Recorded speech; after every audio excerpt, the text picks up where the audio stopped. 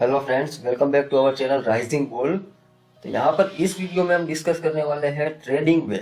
Trading के कौन से वे हैं और वो भी इन इजी वे, बहुत ही इजी वर्ड्स में हम देखेंगे कि ट्रेडिंग के कितने कितने मेनली कितने वे हैं। तो एक बात मैं आपको बताना चाहूँगा कि इस वीडियो से पहले हमने दो और वीडियो अपलोड किए हैं, वो जाके पहले आप देख लीजिए। वहां पर हमने डिस्कस किया है कि कोई भी जो शेयर है, कोई भी स्टॉक है, उसका प्राइस ऊपर नीचे कैसे होता है, कभी ऊपर जाता है कभी नीचे जाता है, तो वो क्यों होता है, और उसका लॉजिक के साथ हमने एक्सप्लेन किया है। और एक वीडियो है कि जो एरिया ऑफ ट्रेडिंग, मतलब कि जैसे कौन से एरिया है, केस में आप बाई कर सकते हो, और या तो फिर कोई फ्यूचर ऑप्शन में आप कैसे बाई कर सकते हो, और क्या चीज़ है वो। तो उसका लिंक आपको यहाँ पर आई बटन पे मिल जाएगा, तो वो क्लिक करके पहले आप वो देख लीजिए। और अगर आपने जीरो से स्टार्ट करना है, आपके पास कोई भी नॉलेज नहीं है, तो आप सही जगह पर आए हो। So let us discuss in this video की trading way in very easy way. बहुत ही इजी वर्ड्स में हम कैसे ट्रेडिंग, कौन से ऐसे वे हैं कि जहाँ पर हम ट्रेडिंग कर सकते हैं। तो mainly there are three ways for trading. एक है फंडामेंटल एनालिसिस, दूसरा है technical analysis, and the third one is news based analysis. तो ये तीनों के तीनों वे को हम डिटेल में डिस्कस करेंगे। तो सबसे पहले तो फंडामेंटल एनालिसिस। तो फंडामेंटल एनालिसिस क्या है? तो fundamental analysis for stock fundamental analysis uses revenues, earning, future growth, return on equity, profit margin and other data. तो मतलब कि जो फंडामेंटल एनालिसिस है वो किसके ऊपर डिपेंडेंट है, वो आप बता सकते हो कि जो कंपनी है वो कंपनी कैसी है, कितने सालों से चल रही है, और कंपनी कैसा प्रॉफिट कर रही है, या तो फिर कितने लॉसेस में है, पिछले कितने सालों में कितना प्रॉफिट किया है। वो सारी की सारी चीज़ें हम कैसे डिटरमाइन कर सकते हैं, कहाँ से हम निकाल सकते हैं। तो हर एक कंपनी को एक अपना क्वार्टर खत्म होने पे एक बैलेंस शीट दिखाना होता है। तो वो जो बैलेंस शीट है वहाँ से हम पता कर सकते हैं कि कंपनी ने पिछले क्वार्टर में कितना प्रॉफिट किया था, उससे पहले के क्वार्टर में कितना प्रॉफिट किया था, या तो फिर लास्ट ईयर के यही क्वार्टर में कितना प्रॉफिट किया। और मेनली ये जो फंडामेंटल एनालिसिस है वो किसके लिए यूज होता है? It is used for long term investment. अगर आप कहीं पर 5 से 10 साल के लिए इन्वेस्टमेंट करना चाहते हो, 5 से 10 साल के लिए इन्वेस्टमेंट करना चाहते हो, तो फिर आप क्या देखना पड़ता है? तो आपको मेनली ये फंडामेंटल एनालिसिस पे बहुत सारे ऐसे इंस्टीट्यूशन है, या तो फिर बहुत सारे ऐसे रिटेलर्स हैं जो इसको बड़ा इन्वेस्टमेंट करना है, लॉन्ग टर्म के लिए, लॉन्ग टर्म टाइम के लिए बड़ा इन्वेस्टमेंट करना है। तो वो क्या देखते हैं कि फंडामेंटल एनालिसिस देखते हैं कि कंपनी जो है तो उसका सीईओ कौन है, कंपनी कितनी स्टेबल है, जो सीईओ वो कितनी बार कितने टाइम पीरियड में चेंज होता है, या तो फिर कंपनी जो है वो कौन से सेक्टर में है, या तो फिर वो सेक्टर जो है वो सेक्टर अभी आने वाले सालों में कितना आगे जा सकता है, या तो फिर वहाँ पर कितनी, वो सेक्टर में कितनी कितनी अपॉर्चुनिटीज है। तो वो सारी चीज़ें कहाँ पर आएंगी? फंडामेंटल एनालिसिस में। मतलब कि अल्टीमेटली फंडामेंटल, कंपनी के फंडामेंटल से वो कैसे है। अब नेक्स्ट हम देखते हैं, तो next one is technical analysis. अब टेक्निकल एनालिसिस है, वहां पर हम टेक्निकल एनालिसिस में क्या आता है, ज्यादातर टेक्निकल एनालिसिस में चार्ट्स आते हैं। अब चार्ट्स जो है वो चार्ट्स के अलग अलग टाइप्स होते हैं, वो हम एक अलग से वीडियो कवर कर लेंगे कि चार्ट्स जो है वहां पर कितने टाइप के चार्ट है, कौन से चार्ट्स को कैसे रीड करना है।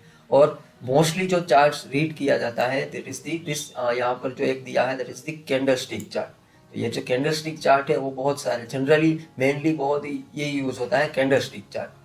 तो ये जो टेक्निकल एनालिसिस है, ये टेक्निकल एनालिसिस में चार्ट्स यूज किए जाते हैं, और ये चार्ट्स पे मतलब कि कैंडलस्टिक ये जो चार्ट है यहाँ पर अलग अलग स्ट्रेटेजी है। There are so many strategies, बहुत सारे इंडिकेटर्स है। वो हर एक पर्सन है उसकी अलग अलग स्ट्रेटेजी होती है, वो अलग अलग इंडिकेटर लगा के अलग अलग स्ट्रेटेजी अपनी खुद की बनाता है। तो ये स्ट्रेटेजीज पे डिपेंड होकर हम एक टेक्निकल एनालिसिस पे बाय या सेल कर सकते हैं। और यहाँ पर और एक चीज है कि कैंडलस्टिक चार्ट को यूज करते हुए एक और है कि भाई सप्लाई डिमांड, वो एक अलग से टॉपिक है, वो बहुत ही डिटेल में हम आने वाले वीडियोस में डिस्कस करेंगे कि सप्लाई डिमांड क्या है, उसके अंदर how can we buy, how can we sell, और या तो फिर आने वाले दिनों का प्रेडिक्शन हम कैसे लगा सकते हैं। या और ये जो कैंडलस्टिक चार्ट है वो चार्ट कैसे बनता है, तो यहाँ पर अलग अलग कैंडलस्टिक चार्ट है, वो अलग अलग हमें इंडिकेशन देते हैं। मतलब कि अगर आप एक दिन की, ये जो कैंडल है अगर एक दिन की कैंडल है, तो फिर हम ऐसा बता सकते हैं कि एक दिन में ये स्टॉक जो है वो ऊपर से नीचे आया है, या तो फिर नीचे से ऊपर गया है। वो सारी चीज़ें हम एक अलग से कैंडलस्टिक चार्ट का, एक बहुत ही बेसिक कैंडलस्टिक चार्ट का वीडियो हम एक अपलोड करेंगे, वहाँ पर आप देख लेना। और जो टेक्निकल एनालिसिस है, technical analysis include price action of previous candle and also many type of chart pattern.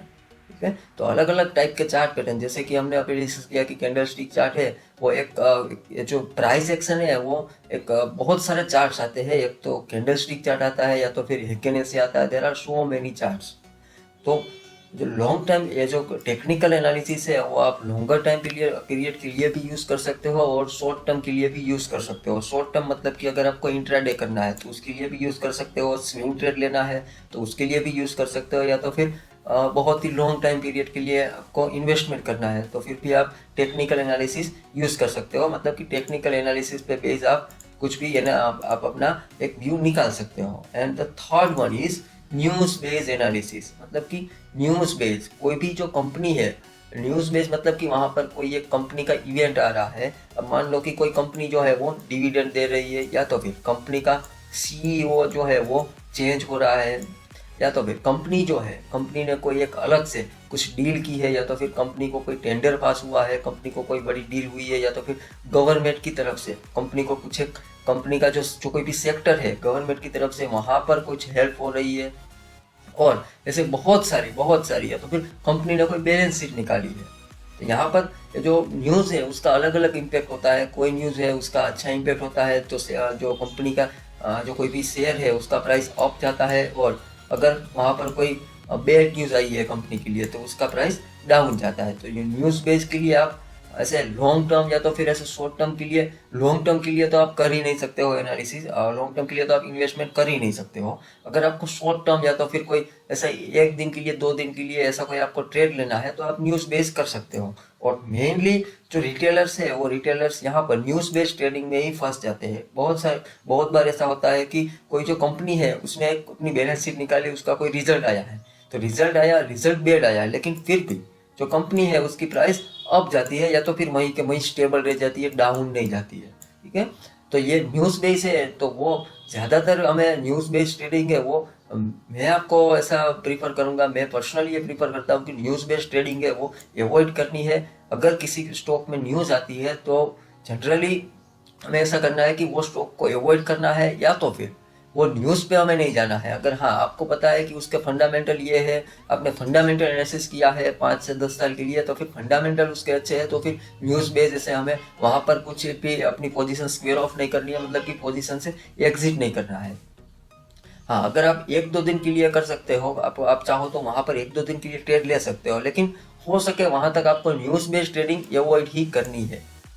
Thanks for watching this video.